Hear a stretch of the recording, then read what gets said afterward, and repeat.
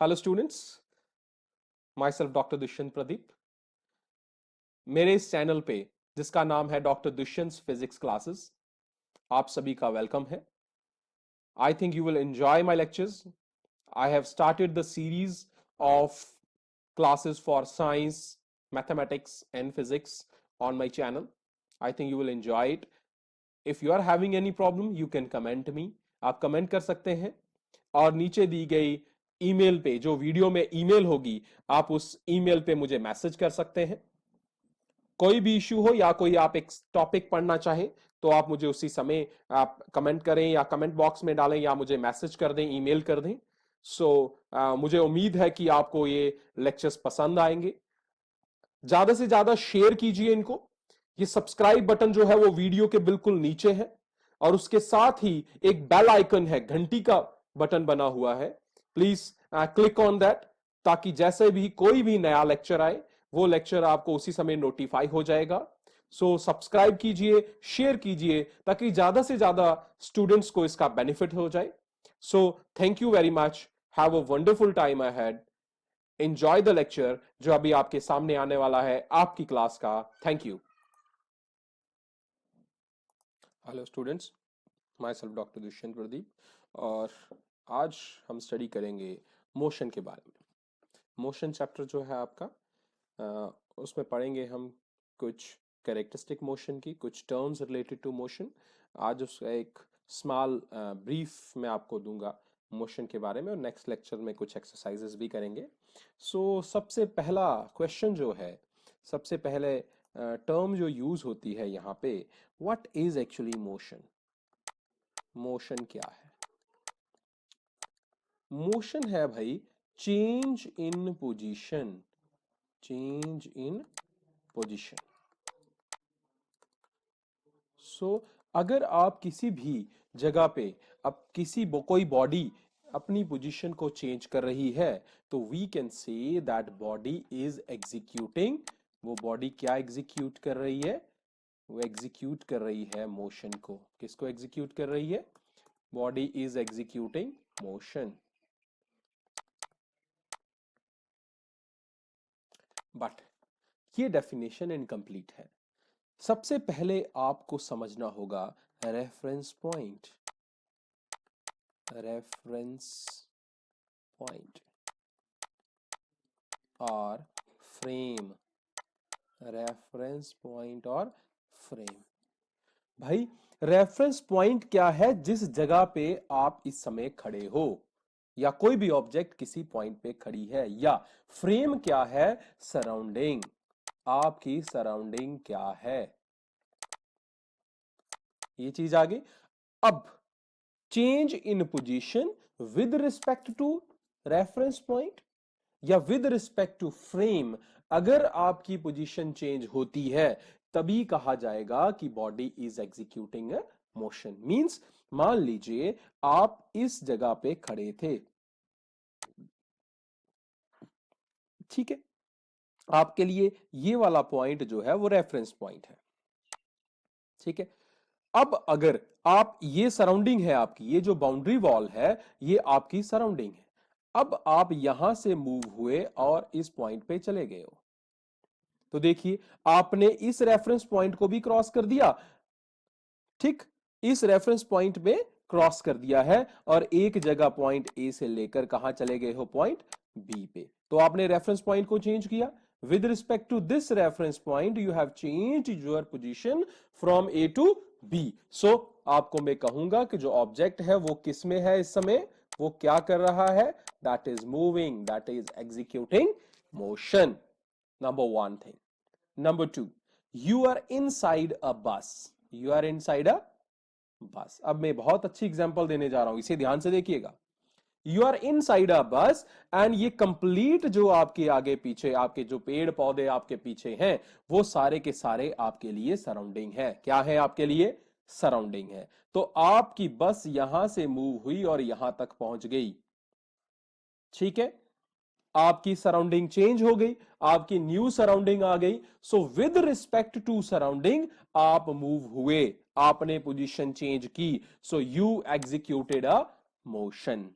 Number two, but अगर आपकी surrounding में बाहर वाले पेड़ पौधे ना लेके बस को ही लूं, बस के अंदर बैठे हुए आपके पैसेंजर्स लूं, जो को पैसेंजर्स हैं उनको ही अगर मैं आपकी सराउंडिंग मानूं, तो आपकी पोजीशन चेंज नहीं हुई। आप जिस सीट पे एक जगह पॉइंट ए पे बैठे थे वहां अब उसी सीट पे अभी भी हो। आपकी बस की सराउंडिंग चेंज हुई है, बट आपके अंदर आप उसी सीट पे बैठे हुए हो, तो आपने कोई भी मोशन एग्जीक्यूट नहीं किया। ये बात समझ आई आपको मेरी? भाई मोशन एग्जीक्यूट करना या ना करना ये सिर्फ पोजीशन चेंज होने पे डिपेंड नहीं करता है, ये डिपेंड करता है कि आपका रेफरेंस क्या था। आपका रेफरेंस क्या था, किसको लेके आप बोल रहे हो कि पोजीशन चेंज हुई है।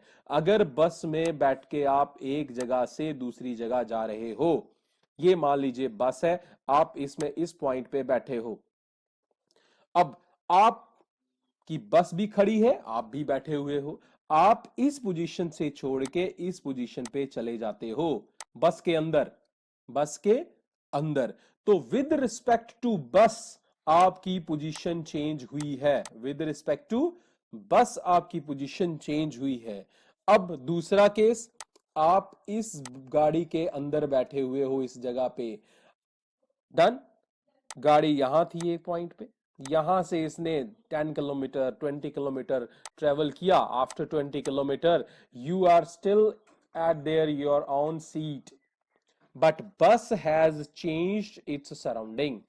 सो अगर आप सराउंडिंग को रेफरेंस लेते हो, अगर आप सराउंडिंग को रेफरेंस लेते हो तो आपका पोजीशन चेंज हुआ है, बट अगर आप बस को रेफरेंस लेते हो तो आपका पोजीशन चेंज नहीं हुई है। तो बात समझ आ रही है कि अगर हमारा रेफरेंस पॉइंट जो है जिसे हम रेफरेंस मान के चल रहे हैं, उसकी रिस्पेक्ट में उसको कंपेयर करके आपने चेक करना है कि आपकी पोजीशन चेंज हुई है या नहीं। बात समझ आई आपकी? सो ये था मोशन। तो मोशन क्या है? Motion is said to be executed if a body changes its, motion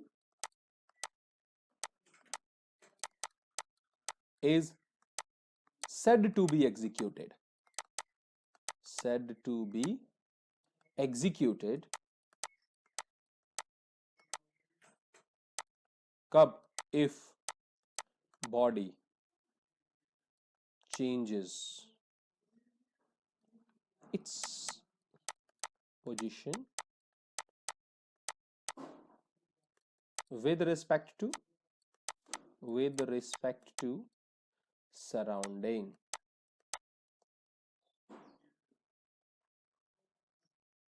with respect to surrounding or a reference point,